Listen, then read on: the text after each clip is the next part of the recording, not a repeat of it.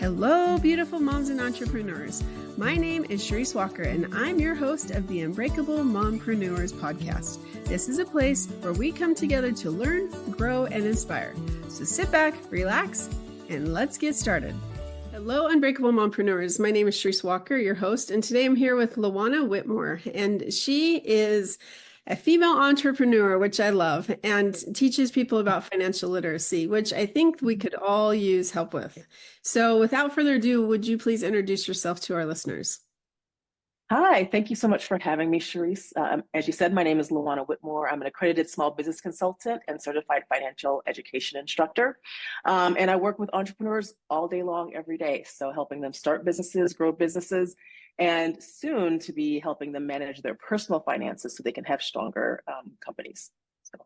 That is fantastic. I recently was on a meeting and they were talking about how you have to check all of your KPIs or your key performance indicators and that you have to track everything.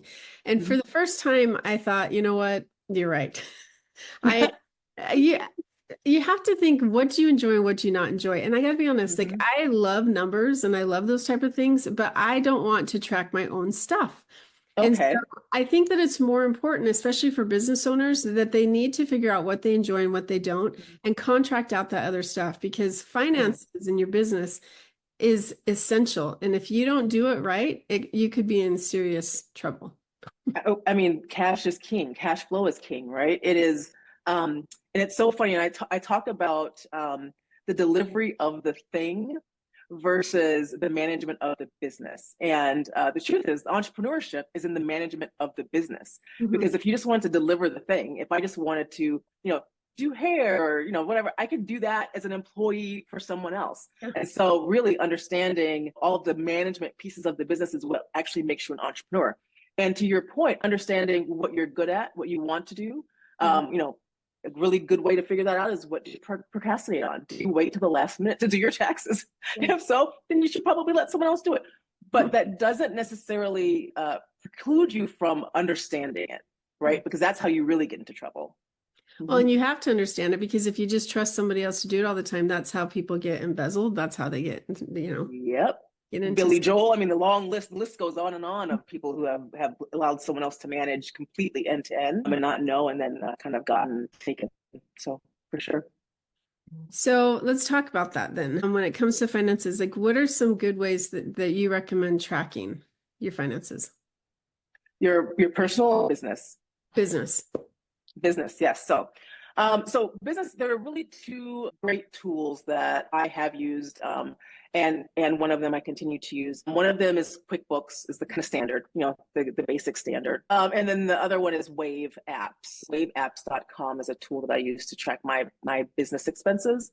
And it's really great. First of all, the free version gives you a lot of functionality, but what's so great is it's easy. It's much easier to use than QuickBooks is in terms of tracking your transactions, running reports, all of those things. I find it to be a great starter tool for people before they potentially move to QuickBooks.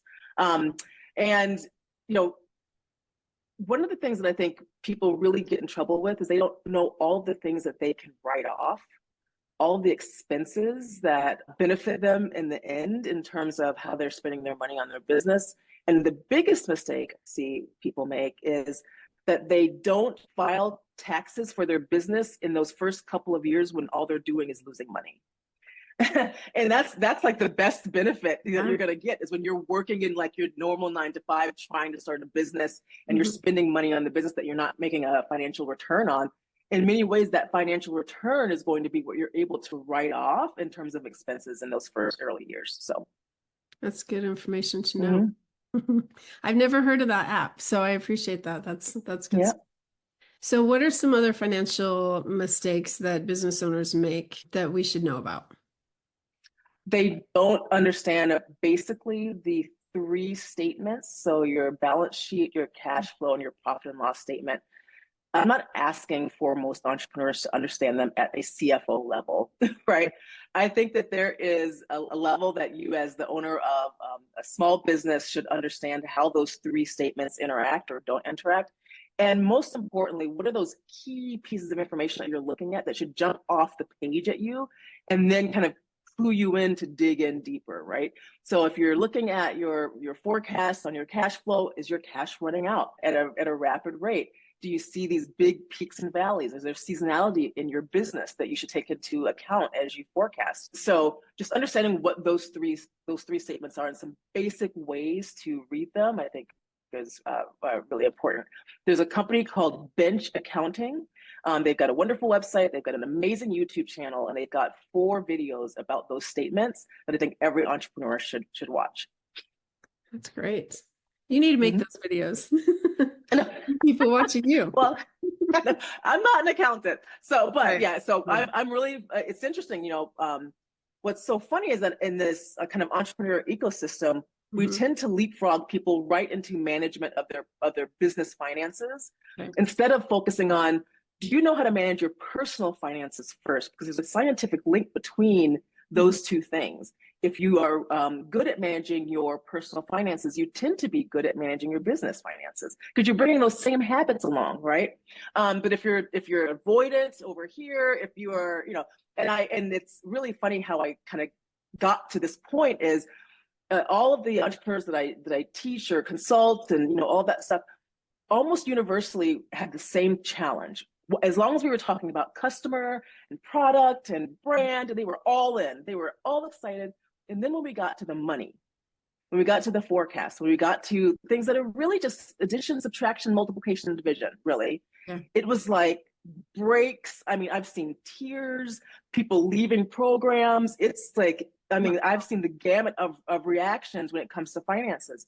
And I started to kind of wonder what was really going on as I asked them same questions. I'm not good at math, and this, that, and the other. Then I started asking them about their personal finances, and that's when things really started to come to light. Oh, so you're doing the same thing here that you're doing there. Makes complete sense. And then I went into the research and found that there's absolutely a scientific connection between those two things. So, yeah, I love that, and because you talk about how really, if you're not doing very well personally, then the professional growth is just not even possible.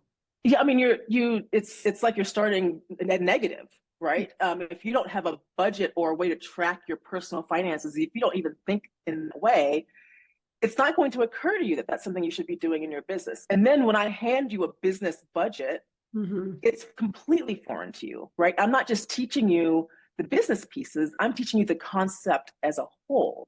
And so where people are starting way behind. And I think if we start with personal, not only would they be able to better manage their business finances, but because of that, they will have stronger businesses. They're better able to make business decisions when they understand their finances. I cannot agree more. And I think that we as entrepreneurs, sometimes we want to partner with people and like your best friend, or you want to partner with these people. And it wasn't until you just said this that I'm like, oh my gosh, why didn't I think about this? Because I partnered with a really good friend of mine. And here I was making, this was years ago, but making just over 6 figures, not a lot. I had 6 kids, had a whole house, and I was supporting my family. And then there was this other person, my friend, who it was her and her husband. She was making over 150,000. That was her base plus commission, and she couldn't pay a $600 car repair bill. She asked me for the money. And this was multiple times.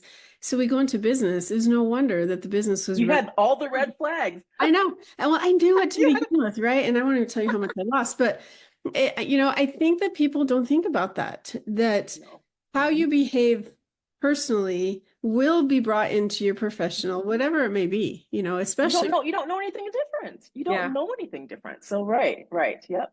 Because I remember having a conversation. First of all, I said, well, you need to take your pay cut. She refused. And I said, stop spending so much money on snacks for the employees. She's like, well, this is great morale. You don't have that money. Well, it's and so, yeah, deeply in debt. And then the company, no wonder it flopped. Yep. Yeah. So, my mission really is to just help folks build strong small businesses. And now I'm starting to weave in this personal finance piece that's so important. Like I said, it's almost universal in every person I've ever helped. So I love that you talk about that. Listeners, listen up about that. That's it really is important. All right. Yeah. So how can we gain financial or balance financial independence with family demands? Because if, like, let's talk about personal finances now. Yeah. So I think one of the first steps, regardless of if, family demands or whatever, one of the first steps is understanding your mindset around money. What you'll find is a lot of folks who teach money or teach budgeting, they just kind of, here's the template, go forth. Right? I'll Yeah. teach you what all the columns are, and then good luck to you. And I have tested some of my processes, and in one instance, I actually did just that. I sat down with an entrepreneur, and we pulled up the template. I said, okay, let's fill out this budget, and we're going to look at your historic finances for the past 6 months. Within 15 minutes, she was in tears because of the shame, because she didn't want to seem like she was something that she wasn't, right? So everyone had an impression of her being kind of put together and all of these things, and we'll come to find out she didn't like, not only did she not know what she was spending her money on, but when she did find out in those very few minutes, she didn't like what she was spending her money on. And so that's where we have to start. We have to start with a mindset, some mindset exercises that help people understand why they spend and save and invest the way they do. And it's not just, you just came out and that's what it is. It's years of conditioning. It's years of messaging. It's lack of education, right, around it. I am in my 50s, and I remember we had home ec, and we learned how to do a budget. And we also learned how to cook, and then we also had a mock wedding, but that's a different time. So, but we at least learned how to do that. That's nothing. None of that is happening anymore. And so just understanding why you think about money the way you think, even if it's something like money doesn't grow on trees. If you heard your mom or your dad say that over and over again, it creates something inside of you, positive or negative, right? So really starting there. And then when you talk about managing that along with other demands, whether it be family or whatever, creating a routine around money management and making it part of your normal conversation is really helpful. We don't talk enough about money. We don't talk enough about how it works in the grand kind of macro sense, or in our households. We just don't talk about it enough. And we also don't have these kind of systems around, every month I'm going to do this, every week I'm going to do this, and just making it just part of, like you wash the dishes after you eat and after you cook, just making it part of your normal life. Yep. I really think that's important. There was a time where I was the biggest penny pincher ever, to the point like I babysat all through high school. And so I had enough money for college because of babysitting. That's awesome. And a paper route. And so I was really, really frugal with money for a long time. And then all of a sudden something switched. I don't know if it's some people who've listened to my podcast before kind of know the story of being like 400,000 in the hole from a brother and a best friend. And all of a sudden, like, I was able to make the money back and then have extra money. And so my whole entire lifestyle has changed. And I think sometimes it's like, okay, well, let me be more, I'm not as frugal. Like I'll just spend. And I'm realizing that I could have a lot more money in the bank. And let's talk about the future, which I used to care about rather than now. And I think that sometimes if you don't have the foundation set, when you do have a lot more money, when you do make more money, I mean, there's a reason why people who win the lottery end up bankrupt, because it's called lifestyle creep. Yeah, they never had those skills in the beginning. And so is that what you help people with then? Yeah, it's funny because the truth is, lifestyle creep is real, and it's okay to a degree. Meaning, if you make more money, I mean, you probably should spend more money, right? You should to some degree be, take advantage and get some of the fruits of that labor, right? But if you have a process or a system that says 50% of my money goes towards my necessities, 30% goes towards my wants, and then the remaining 20% goes towards saving and investing, no matter what, the more you make, that pie still stays the same, right? And so you can still spend more on your wants, spend more on your needs, and save more as you make more. But that's not typically exactly what happens. Is people make more money and they buy more of what they want, right? Instead of understanding that there's a pie there, and I should continue to spend in accordance to that. That's brilliant. Because you think Warren Buffett, you hear the stories. Now, I have not personally vetted this, so people just, you can go let me know and make comments in the show notes. But he's lived in like the same house. Mm-hmm. He drives the same beater car. And like to him, that's not important. Or you have, who was it? Rockefeller. I was reading something Mm-hmm. again. It was on Facebook. So whether it's true or not, I don't know. But he was at 53. He had more money, like $385 billion equivalent to today's dollars at 53 years old. And he was told he was going to die because something Mm-hmm. was going on. They couldn't figure it out. So he kind of just started giving his money away because he knew he was going to die.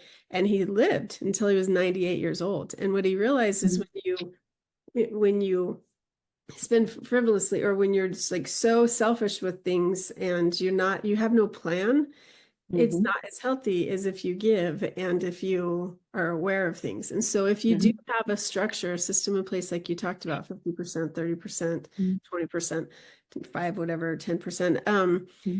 it really does help you and it sets you up Mm-hmm. for future success. Mm-hmm. Yep. And so kind of the next biggest thing that even comes before you start with that plan, that 50-30-20 plan, is understanding your core values. Right. So you can create a plan, right, Mm-hmm. that is in accordance to that. And so let me give you an example. If you're working through the Next Fem program and you determine what your core values are. Remember, I talked about that example where the woman, we unveiled her expenses and she not only didn't know what she was spending, but when she found out she didn't like it, it's because she was spending in ways that were not in alignment with who she thought she was. Mm-hmm. Right. And so when you understand what your core values are, then you can create a plan that allows you to spend in that 30% that wants area as much as you want on the things that matter to you. Mm-hmm. And you're able to say no. And this is true not only in money, but this is in life. This is in relationships, whatever. If you understand who you are at your core, then you've got boundaries and it's easy to say no. So if I say that one of my core values is family experiences, yet I then spend my money on the next Louis Vuitton bag, and all of my wants money is now gone, that doesn't quite add up, right? But if I didn't know what my values are, I'm just going to spend on the next shiny thing that my neighbor has or what I saw on Instagram or whatever it may be. That is fantastic. Mm-hmm. And how many of us really take the time? Because we think, oh, it's going to take too much time. I don't want to do it. And I think it doesn't. It actually saves you time in the end. Yeah. Mm-hmm. It Because does. Yeah, it does. Yep. it forces you to plan. Mm-hmm. Mm-hmm. And just like any plan, a lot of the work is in the beginning, right? Mhm. A lot of the work is in the and with this money thing, particularly with the mindset work, a lot of the work in the beginning is hard and painful, and it takes some time to understand really who you are.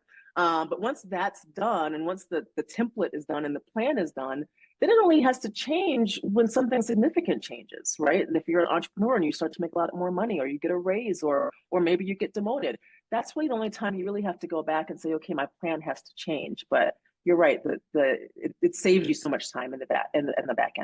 Mm-hmm. I like that. So what other tips do you have for us? Or what Uh, other, from your experience, what other things do we need to know? about money. Uh, so, one of the things I have is I have a wealth wellness quiz, and it takes you through everything from how you save, how you invest, your network. And what's interesting is it's 100% is the highest, and the average score is 30%. And two of those answers are actually gimme, so you can't get less than 20%. And Okay. so the one thing I really want people to know from that is that they are not alone. If we can get rid of the shame around how you have managed your money in the past, I think people can move forward quicker in terms of being better at doing that, right? So whether you filed bankruptcy or you've made some bad investments or what, like we've all done it. And my best example is when I started college the first time in 1991. Sorry, 1989. Well, I think I'm younger than I am. In 1989, and I was given all of these applications for credit cards, right, as a freshman. And I promptly applied for them all because in my mind that was free money because I didn't know, no one talked to me about it. So, how many freshmen around the country have done that exact same thing? Yeah. Right. And racked up, before you knew it, $5,000 worth of credit card debt and then to spare. Right. I think if we talked about it more, we would all understand that we're not alone. Also understanding that there's a network that you can build around this topic, a network of people who are in the same boat as you, a network of people who are a little bit further along, right? So that you can learn and you sort of have mentors that are both peers and those that are ahead of you, to understand and to keep motivated, right? So how do I create a network of people that keep me motivated around this topic, and continue to learn, right? It's more than just saving and spending. There's so many other pieces to the puzzle. I love that.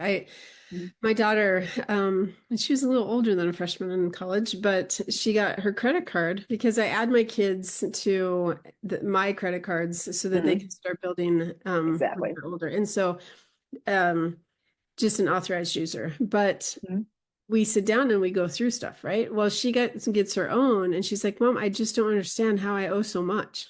So I said, okay, well, let's look at this. And she goes, okay. So I said, you spent this much last month. I go, how much did you pay? She goes, well, I paid the minimum monthly payment. I said, okay. And then how much more did you spend this month? Well, this much. Okay. And how much did you pay the minimum monthly payment? I'm like, okay, your balance is adding and adding. You're never going to pay off your credit card in decades, right? And they even show that on their credit card. She's like, oh my gosh, I never knew that. I said, yeah, you can't spend more than you pay off. It doesn't, there has to be an equal. And she's like, oh my gosh, I didn't know. And so I think that we as people do need to do a better job understanding money. And I think also, what's your opinion of this? Because I have been in a Grant Cardone world for a little while, right? And I'm learning some things from him. And if you would have asked me a couple of years ago, I would have said absolutely not, like no, right? But he goes, every single day I look at my bank account and I move it to zero. And then I just invest and I invest and I invest. And I'm like, well, what about the rainy day? Because we're all taught about that, right? Have a rainy day. You need to have all these different things. Don't be in debt. And so it's really different thought processes. But I think I first of all want to know your opinion of that. But the second question is our relationship with money. Like, how many of us grew up with parents saying, oh, I can't afford that? Or how many of us actually say that to our kids? Oh, we can't afford that. Or that's just too expensive. And so I want to hear your opinion of what you recommend, and then we'll get to the other part in a second. Yeah. So I think, so the first one, in terms of moving, like having your account go to zero, I don't think I could do that. But here's what I recommend.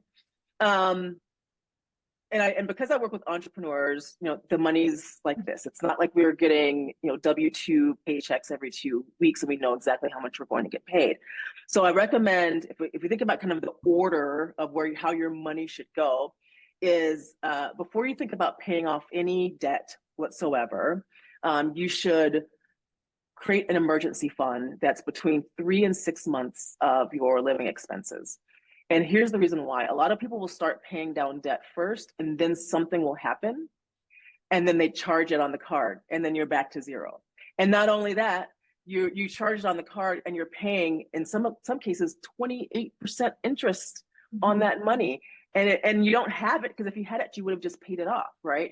And so if you've got this emergency fund, it's 3 to 6 months worth of your expenses. If something happens, that's where you go first. You go to the cash first, right? And you leave your debt alone. And then from there, then you have in your primary checking account, you're going to have between 1.5 to 2 months of living expenses. And that's because, again, your money is like this as entrepreneurs often. And what we don't want to do is potentially set up all these automatic transactions and withdrawals from a checking account and then get in trouble during a down month in our business, right? So that's the first thing. And then from there, we start paying down debt and then we start investing, right? And knowing that not all debt is created equal, right? So understanding what the interest rate is on your debts is going to help you potentially understand how to pay it off. And if it's and ultimately free money based on interest rates or return on investment and all that stuff. So, Yeah. And then the second question was your relationship. Like, should we really teach our kids to say, oh, we can't afford that? Or do we teach our kids to say, what do we need to do to be able to buy that? Yeah, I think both. And I think it's okay to tell your kids you can't afford it. And I also think it's okay to tell them why. And then to your point, explain, what needs to be different, for us to be able to afford that. I also think it's important at a young age to give your kids an allowance, no matter how small it is, and teach them that it's a finite resource. And if you're going to spend, you're going to take your piggy bank to Target or whatever, and you're going to buy what you want, but guess what? You can't buy everything you want. Mm-hmm. You can't buy this big thing because you can't afford it. You don't have enough money in your piggy bank. And so I think that, what we kind of neglect or forget is that kids are smarter than we give them credit for, right? My 4-year-old granddaughter gets this concept of money and that I have to exchange it for things that we want. And she also understands that it's not, an infinite resource. So, yeah. I like that. Mm-hmm. Okay, so time is short. So I just wanted to ask you that, imagine yourself starting out at the very beginning. Go back to your time when you were a freshman in college. Mm-hmm. And obviously you know everything because we as college people, or we thought we knew. We were couldn't tell me anything. Exactly. But say that you could. What advice would you give yourself, knowing what you know now? Knowing what I know now, I would have told myself to start investing early. Mm-hmm. Even if it's $20 a month, to just start putting something away in. And I think about how much money I could have if I had just started putting away $100 when I was 18 years old a month, right? It's pretty powerful. And also, on nextfemfinancial.com, I've got some calculators that help people understand just that. If you start putting away $100 for 20 years, mm-hmm. How much that money could grow. That's the first thing that I would say. And then the second thing, again, I kind of keep saying this, but your money problems are not unique, and it's okay to be vulnerable about it. It's okay to talk to people about it, and it's okay to ask questions. And it's more important now than ever because there's so much bad information on the internet, on TikTok and Instagram. There's so much bad and just wrong information about money that it's more important than ever that we really talk about it. I like that. Thank you so mm-hmm. much. If our listeners wanted to find you, how would they get a hold of you? Well, the good thing is that I'm the only Juana Whitmore on the planet. So if you put my name in Google, you can connect. You can connect with me on LinkedIn. That's probably the quickest way. Or you can contact me through my website, nextfemfinancial.com or LajuanaWhitmore.com for my 2 businesses. Thank you so much for coming on. Money is the topic that people never want to talk about, but it's the topic that they absolutely always should be talking about. Mm-hmm. And I think what I've found is that once you start talking about it, and you can't stop. It becomes a fascination. So, yeah. Absolutely. And there's so many more ways that you can, when you talk about investing, there's so many options you can do. So mm-hmm. Yes, for sure. All right. Well, thank you so much for being on our show. Thank you for having me. It was fun. And Unbreakable Moms, please start, if you're not doing it now, make yourself a budget. You got to get a relationship that's a healthy relationship with money, especially starting out. You definitely need to make sure that you know where your money is being spent, because otherwise it's very easy to all of a sudden go, where did it all go? Speaking from personal experience. So I really hope that you take advice, reach out to Juana, and make it a fantastic day. Beautiful moms, remember, you are unbreakable. Keep illuminating the world with your strength, pursuing your dreams, and reveling in the splendor of motherhood. This is Charisse Walker, bidding you farewell for now. Stay tuned for more empowering conversations on the next episode of the Unbreakable Mompreneurs podcast. Until then, keep shining bright. Signing off with love, Charisse Walker.